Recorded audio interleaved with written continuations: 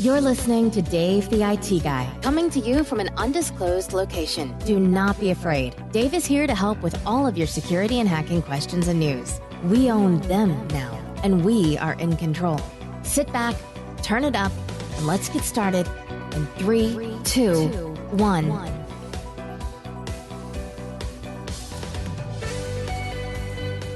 That's right, I am Dave the IT Guy, and tonight we're going to be talking about the various security things that have been going on in the past week. You're going to be amazed at all the stuff that could happen in a simple week. Before we get too far into it, though, I want to say a quick thank you to some of our sponsors, including our friends over at 1-800-GOT-JUNK. Our trucks are on your street right now. And headed your way. Goodbye, junk. Hello, relief. Call 1-800-GOT-JUNK. Or visit 1-800-GOT-JUNK.com. Alrighty, again, thank you to 1-800-GOT-JUNK. So let's jump right into it. So one of the most interesting things to come out of the news this week actually came out just today, which is Wednesday, October the 11th. And that news is that Israel, as a state sponsor, so as a government, hacked Kaspersky, which is an antivirus security company based in Russia. Now, it's been well documented and talked about how the U.S. government has ordered no government or military computers are allowed to use Kaspersky over fears that the Russian government had their hooks into that company and was able to do all kinds of malicious things to people who had that. So Israel decided to take it a step further, and so they hacked they being Israel hacked Kaspersky's network all the way back in 2015, so that's 2 years, and they caught Russian government hackers red-handed hacking U.S. government hackers with the help of Kaspersky. So basically, you had Russia spying on America, Israel spying on Russia, and America spying on everyone. So, interesting story that came out today. So, the New York Times actually published that story, so if you want to Google that and go take a look, read more. Very interesting that in mid-2015, it says that Moscow-based Kaspersky Lab detected sophisticated cyber espionage backdoor within its government network, and then they released a detailed report about that intrusion. But they fell short of publicly blaming Israel at the time. So, very interesting indeed. So, Israel is no longer on the sidelines of international state-sponsored hacking. They are right on the forefront with the rest of us. So, what else has happened? So, a Taiwan bank has fallen victim to some hackers who were able to target the backbone of the world's financial system, which is called SWIFT, the Society for Worldwide Interbank Telecommunication.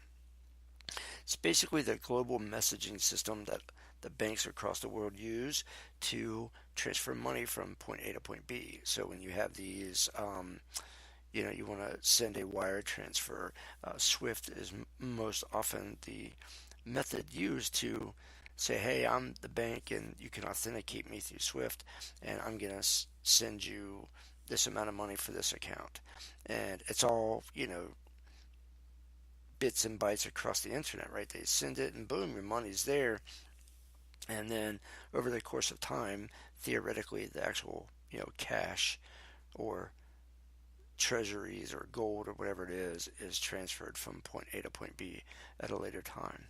Well, it looks like 60 million US dollars were siphoned off. They've gotten most of that money back. They say in this report that I'm reading that about $500,000 remains unaccounted for. So that's not bad. 500,000 out of 60 million. And they've already made 2 arrests within this this heist. So interesting. It's just wow. It's amazing how they did this. As I read it, Taiwan's premier ordered government agencies to review all their security, information security defenses and develop some better measures to deal with this kind of stuff. So good for them. But you can take a look at the Colombo Gazette. That's Colombo. Way more information there if you're truly interested in seeing what's going on with Taiwan's bank. Yesterday was Patch Tuesday, so that was October 10th, and Microsoft released a boatload of stuff. I think it was right around 62. Let me get my notes. Yeah, looks like right about 62 or 64. 62, there we go, I was right. So a bunch of security updates, but the most important one out of that batch being an Office 0-day patch. So, and this patch has been seen in the wild, which means that we know hackers are using it to compromise your systems. So if you use Microsoft Office from 2007 up, you will certainly want to make sure you apply that patch. And you can go check that out. Just go out to Microsoft's website and you can see all that info of what's going out there. Crazy. 62 updates. I sit here and think every month, Microsoft has been patching their software now every month for decades, right? So by now you would think, what's left? If they've patched and patched and patched, how many more vulnerabilities before they finally got it right? Now I realize, every year they come up with some cool new utility or tool or function that people want, and then they accidentally code a vulnerability that they didn't think about. But still, you patched, I think last month was 64. This month is 62. The month before that was probably in the 30s. I don't remember exactly. But you're already talking, several hundred updates just this year. It doesn't count last year. It doesn't count what's still coming in October, November, and December, or November, December for us this year. So, wow. Okay, Microsoft, you can kind of start getting it right if you want to. I won't be mad at you. That's just crazy. Just crazy. What else is going on? If you use the OnePlus utility, looks like they're collecting some more data than you should be. OnePlus is a handset. It's running an Oxygen operating system. That's kind of a customized version of Android. Looks like that phone is sending data to China. So stuff that looks like user phone number, your MAC, your IMEI and IMSI code, device serial number, timestamps when you lock or unlock the device, timestamp when a user turns his phone screen on and off, timestamp when a user opens and closes an application on his phone, your wireless network ESSID and BSSID info, mobile network names. So enough information to spoof your phone or clone it. No doubt about it. So if you're using a OnePlus OS phone, hey, check it out. There's ways to disable it. So you can go to, let's see, what's that URL? Let me find that. So, wow, it's a long URL, but a tech blogger called Chris's Security and Tech Blog. It's Chris D, what is your name here? Chris D. That's a crazy URL there. So Chris DC Moore MOORE .co.uk. So yep, that's legit. But so Chris CHRIS, the letter D is in David, letter C is in Charlie, M is in Mary, OORE If you're interested in learning more about the OnePlus Oxygen OS hack, feel free to go check him out. We found out this week that Microsoft's Cortana can now read your Skype messages. Theoretically, that makes your chat smarter, but it also loads all of that information into Microsoft's cloud, and therefore, if they ever were to get subpoenaed or compromised, hey, so is your data. So there's some fun for you right there, right? Let's see. Ooh, here's a fun one. So are you a connoisseur of Pornhub? If you are, they did what's called malvertising. So, well, they didn't do it, but they got hit with it. So some crafty people decided to pay for advertising on that website, and of course embedded malware into that advertising. So it looks like the intent was not to damage your stuff, but to get you to click on some stuff that you probably shouldn't be clicking on. So yeah, Pornhub, check it out, or maybe you shouldn't check it out, as the case may be. We talked about on my blog a little bit this week about so the FBI arrested a cyber stalker who was attacking or threatening and doxing, which doxing, putting up somebody's private information onto the web, sending that info to like your family and friends, things like nude photos or chat messages that may have been hacked that included maybe some embarrassing or compromising info, right? So that's what doxing is. So this guy, who's actually here in the U.S., Ryan Lynn is his name, up around New Jersey, I think. So he was cyber stalking and just doing a lot of stuff, sending anonymous text messages and doing all this stuff. And he was using a VPN to hide his true intent.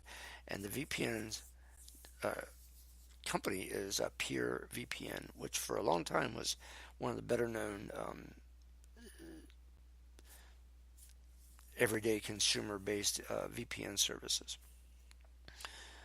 One of the things about Pure VPN, though, is that they on their webpage, and it still says that today, is that they do not log your use. They don't log where you're signing in from. They don't log what you're doing.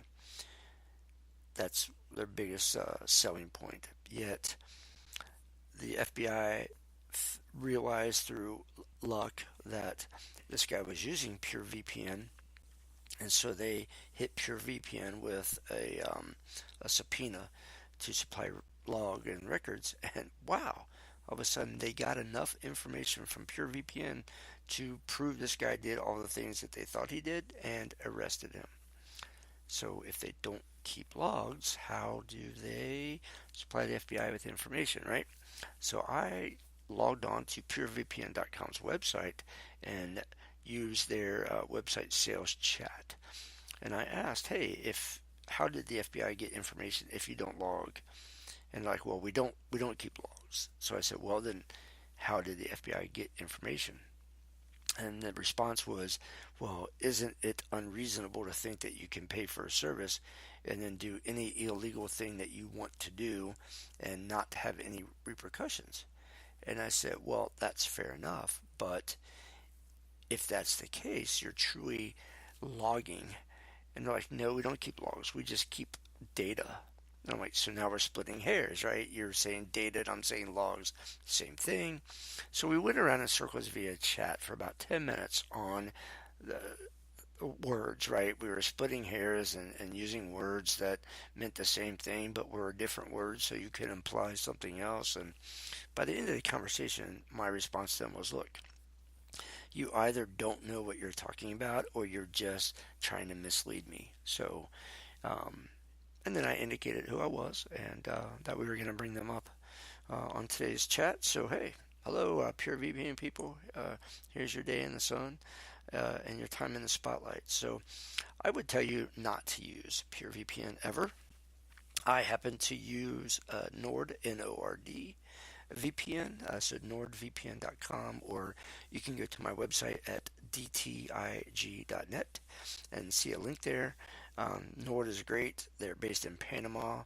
Panama's privacy laws are actually so strict that when they claim that they don't keep logs, I actually believe them. So anyway, NordVPN is who I use if it matters, but never ever Pure VPN. So sorry guys, but that's what it is. What else? Disqus, Disqus. They are one of those. When you log into a site, it says log in with Facebook or log in with Twitter or Gmail, so you can just use one account to log into all these sites, right? Well, Disqus is one of those things where you can create your Disqus profile and then use that profile to log into multiple sites. Well, it looks like they got hacked in 2012, so more than 17.5 million users had their detail stolen.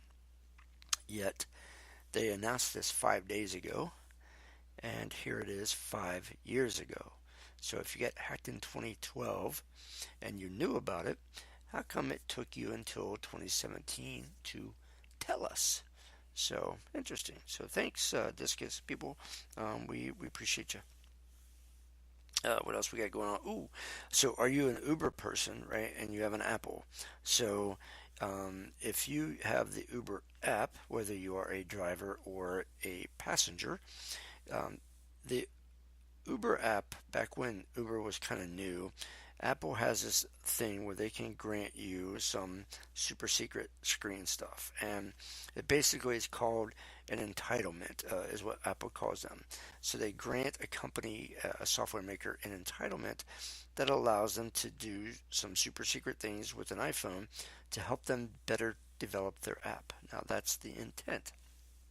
Well, some guy named Will Strafik recently found out that Apple allowed Uber the ability to do screen recording, and the idea was they wanted to improve the performance of the Uber app from the Apple Watch, but they don't separate an Apple app from your iPhone to your iWatch, right? So it's the same app.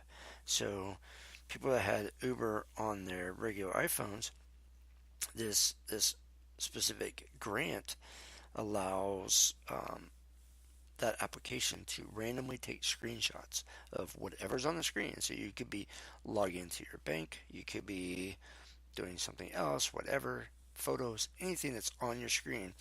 This thing randomly starts taking photos and then sends it back to Uber, theoretically, so that they could, what the intent was for, like on your iWatch, make sure their app was displaying maps correctly because of screen resolution and other limitations of the iWatch. So they wanted to make sure that everything displayed correctly. So that's what it was supposed to be for.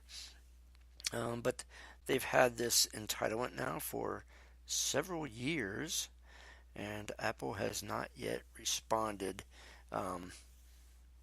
They have not yet responded to this particular report, but it's happening, and over on Gizmodo you can check that one out. So nice. They also, late last year, it was proven that you get into your Uber ride, right, and you get picked up and then you get dropped off and you get out. Well, the Uber app was still tracking the location of the phone even after your ride ended. So you might have ridden to point A, right, nightclub, and then you walked down the street to a restaurant, and then you went to your buddy's house, and then you grabbed another ride or a cab or something home, and the Uber app was still tracking you. So yeah, that's awesome. That was last year. All right, what else do we got? A lot of other stuff. There's a lot of stuff like this. So it's just getting to a point where, a week, every week, every day, every month, it almost seems like we're outdoing ourselves with bigger, better, badder stuff. And the only thing I can tell you is stay diligent. You can only do what you can do about your information. You have to choose what to share. And in some cases, it's well worth having some dummy email accounts. Go out to Yahoo or Google or Hotmail or whatever and create yourself some email accounts that have fake information and don't really point back to you at all. And I don't say that as a way to get you to start doing illegal stuff, but that way, at least if that information is compromised, those people that have that data, can't do anything with it to hurt you. So if maybe you like to go shopping and it says, okay, in order to see our specials, you have to enter your email address and get 15% discount coupons. It's probably best to do that with kind of a third account, right? That way, we know that these retailers are getting compromised every day. At least then, the only thing they get is an email address that really has no real information. So if you don't do anything, you should do that. Baby steps, but take a layered approach. Have a couple of email addresses that you can use as burner, so to speak. And then be selective what you're going to sign up for. My God, don't just click on everything and sign up for every living thing out there. Be selective about what you share.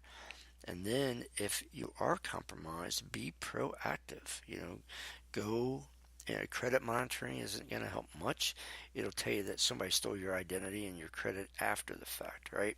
But you can get something like a LifeLock. We've talked about it before, and they can at least proactively monitor stuff. And even if you can't afford that, and I understand, just take your own security seriously. And at the end of the day, though, if you supply information to a company like whatever, Walmart, and you sign up for a Walmart credit card, and then Walmart's corporate servers get hacked, there's nothing you can do about that. That information is compromised, and there is not one thing you can do except monitor your information and see if it gets used. And it sucks, but it's the only option we got. So, take responsibility, be proactive, make sure you know what's going on in your life and your identity. And if you don't, you're going to be, you're probably going to be compromised. Right now, it's 1 out of every 3 U.S. Citizens have their identity compromised in some manner. That number is expected to be 1/2 by mid-2018. Now that these huge data breaches have been disclosed, we're still, going through the ramifications of who got breached and how much information got breached, etc. So it's coming. Your information's out there. Just be proactive is the best I got for you. So, hey, thanks for tuning in. I want to say again, thank you to 1-800-GOT-JUNK. Our trucks are on your street right now. And headed your way. Goodbye, junk. Hello, Relief. Call 1-800-GOT-JUNK. Or visit 1-800-GOT-JUNK.com. All right, so thank you again. I am Dave the IT Guy. Feel free to hit me up on Twitter at DTIGCINCY, DTIG.net. Shoot me a message if you have a topic that you would like to discuss, debate, tell me I'm wrong about, tell me I'm right about, whatever you want to do. Feel free to send me a message. I'll be happy to go over it with you and debate with you and argue with you or agree with you. Depends. So, again, I am Dave the IT Guy. Have a great night. Thanks for stopping by.